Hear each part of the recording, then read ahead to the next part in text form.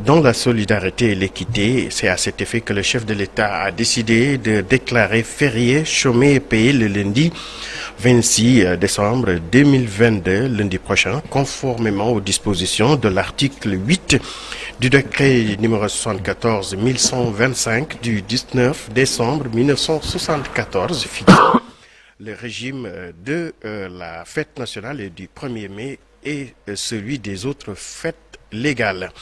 Parlons à présent de ce conflit foncier à Tivaouane-Peulh. La direction donc de surveillance et de contrôle de l'occupation des sols a démoli plusieurs maisons en construction situées sur les sites de 20 hectares réclamés par les victimes de cette démolition de 2017.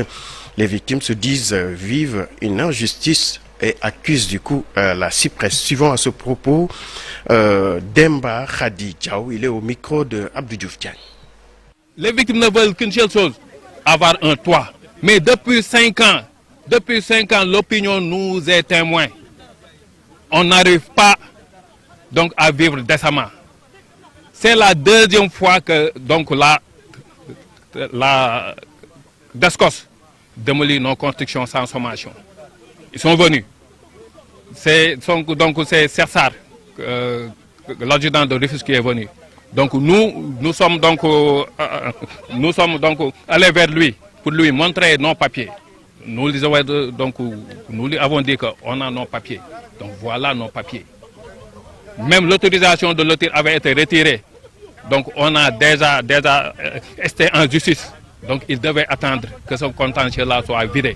Toutes ces maisons qu'ils sont en train de démolir, franchement, c'est avec le cœur meurtri que nous parlons. Encore une fois, son Excellence doit saisir de ce dossier-là. Les victimes sont fatiguées. Nous luttons depuis 5 ans. Donc que ce contentieux-là soit vidé. C'est la Cypresse qui est derrière en collaboration avec le gouverneur de Dakar, qui nous laisse en paix.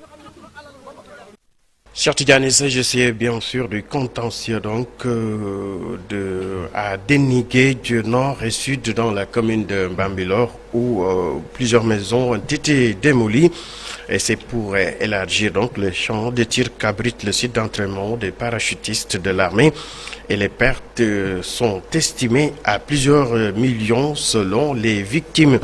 Parlons à présent de notre conflit donc à Tivaouane-Peulh où la direction de surveillance et de contrôle de l'occupation des sols a démoli plusieurs maisons en construction situées sur le site de 20 hectares, estimées également à plusieurs millions de francs CFA. Les victimes se disent donc vivre une injustice et accusent du coup la Cypresse. Écoutons à ce propos Demba Khadi Diaw au micro de Abdou Diouf Diagne. C'est vrai, depuis les années 90, il y a ici la cohabitation entre les 3 villages, notamment Dénigué central, Dénigué sud et Dénigué nord, avec la zone de Saud de l'armée sénégalaise.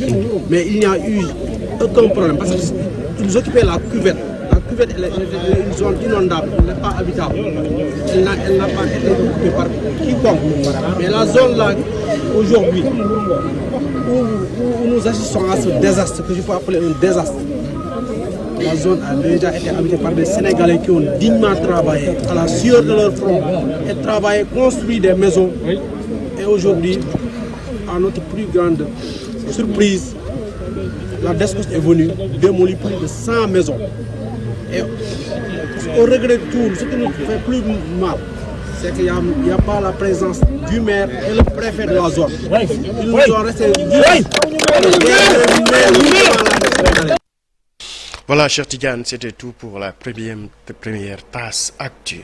Voilà, et bon, on se retrouve dans un instant pour l'actualité internationale. Retenez que dans la deuxième partie de cette émission, à suivre le Focus Culture avec Ibou Diouf, avec la ville-centre de Touba qui s'ouvre au Conseil national des entreprises musulmanes des États-Unis. Les Djangat de Souleymane Niang sur les fonds Covid-19 avec le rapport de la Cour des comptes. Peut-on craindre la méfiance des partenaires financiers avec ce scandale? Élément de réponse à suivre également Demba Seydi, coordonnateur de la coalition publiée. Ce que vous payez sera notre invité. Tout de suite, l'actualité internationale.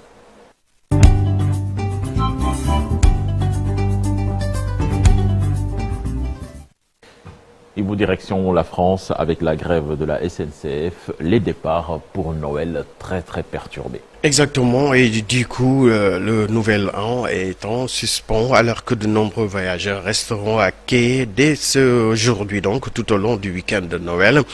La CNCF a fait de nouvelles propositions pour éviter que la grève des contrôleurs ne se prolonge jusqu'au nouvel an.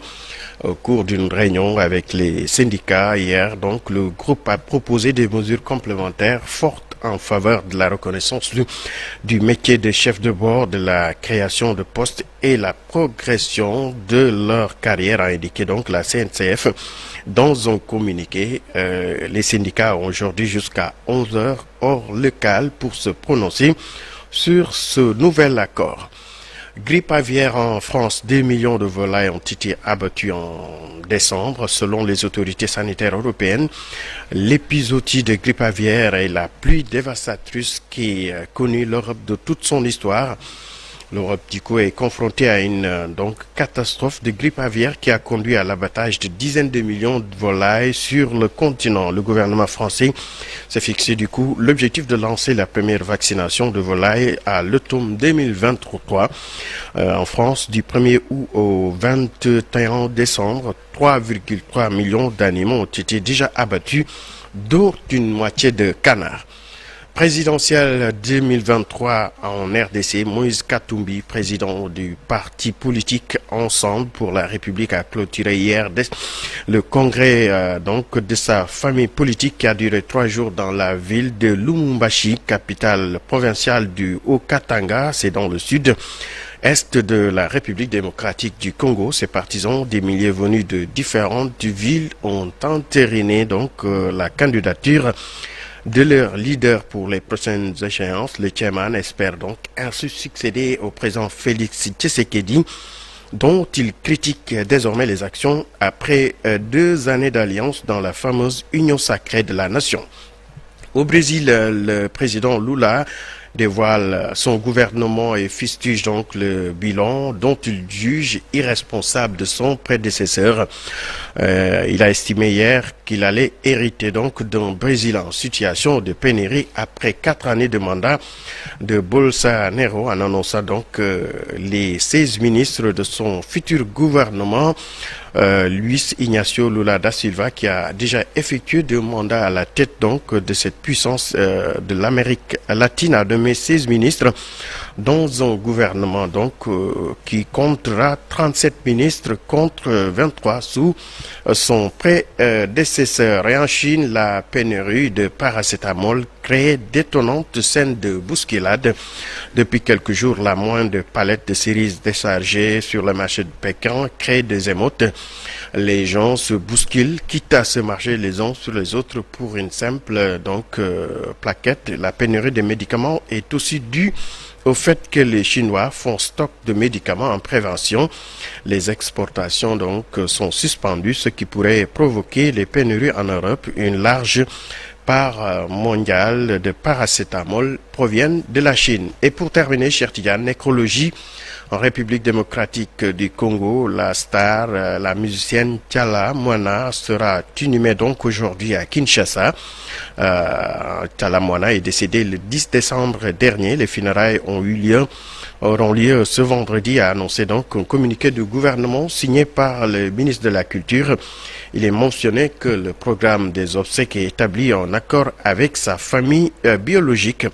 Les hommages lui seront rendus donc à la Mamou nationale, à l'esplanade du Palais du Peuple, cher Tidiane, la grande diva de la musique congolaise, n'est plus. Voilà, Tchala Moana, à qui nous souhaitons un repos paisible. Merci Ibou. On vous retrouve dans une demi-heure pour d'autres actualités nationales et internationales. Tout de suite, Café Presse, Café Co avec Chérifika.